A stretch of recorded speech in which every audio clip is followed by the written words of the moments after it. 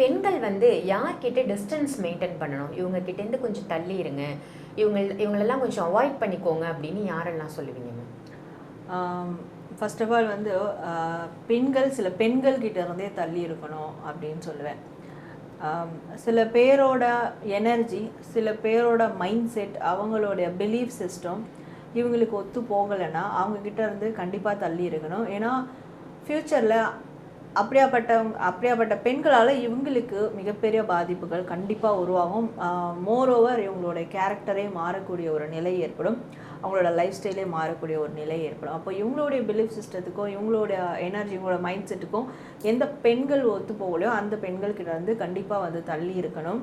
And வந்து நிறைய ஒரு க்ரீடியான ஒரு பெண் இருக்காங்க, எல்லாத்துக்கும் ஆசைப்படுவாங்க, ரொம்ப ஆடம்பரம் சொகுசு, லைக் அதை பேஸ் பண்ணியே லைஃப்பை கொண்டு போகணுன்னு நினைக்கிறவங்க, அதை பேஸ் பண்ணியே லைஃப்பை வந்து மோல்ட் பண்ணணும்னு நினைக்கிறவங்க, இந்த மாதிரியான பெண்கள்கிட்ட இருந்தும் இந்த மாதிரியான எண்ணங்கள் இல்லாத பெண்கள் கண்டிப்பாக வந்து தள்ளி இருக்கணும் அப்படின்னு சொல்லலாம். ஏன்னா இவங்களுக்குள்ள ஒரு விதமான நெகட்டிவ் வைப்ஸ் உருவாகிட்டே இருக்கும். அது கண்டிப்பாக நல்ல பெண்கள், ஸோ நல்ல கேரக்டர் உள்ள பெண்களை நிச்சயமாக வந்து பாதிக்கும்.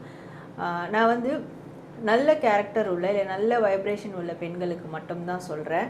ஏன்னா ஒரு நெகட்டிவ் வைப்ரேஷன் உள்ள பெண்களால் எதை வேணால் ஃபேஸ் பண்ணி வெளியே வந்துட முடியும். பட் பாசிட்டிவ் வைப்ரேஷன் உள்ள பெண்களால் சில விஷயங்களை ஃபேஸ் பண்ணி வர முடியாது, அதிலே போய் மாட்டிக்கிட்டு அதிலே முழுகக்கூடிய தன்மையும் இருக்கிறதால அப்போது இவங்கெல்லாம் சில இந்த மாதிரியான பெண்கள்கிட்ட இருந்து தள்ளி விலகி இருக்கணும். சில ஃபெமினிசம் பெண்கள் இருப்பாங்க, என்ன உண்மையாக ஃபெமினிசம் அப்படின்றது தெரியாமலே சில விஷயத்த பண்ணிக்கிட்டு இருப்பாங்க. இதுதான் ஃபெமினிசம் அப்படின்னு ஒரு ஃபேக்கான ஃபெமினிசம் க்ரியேட் பண்ணுற பெண்கள் இருப்பாங்க.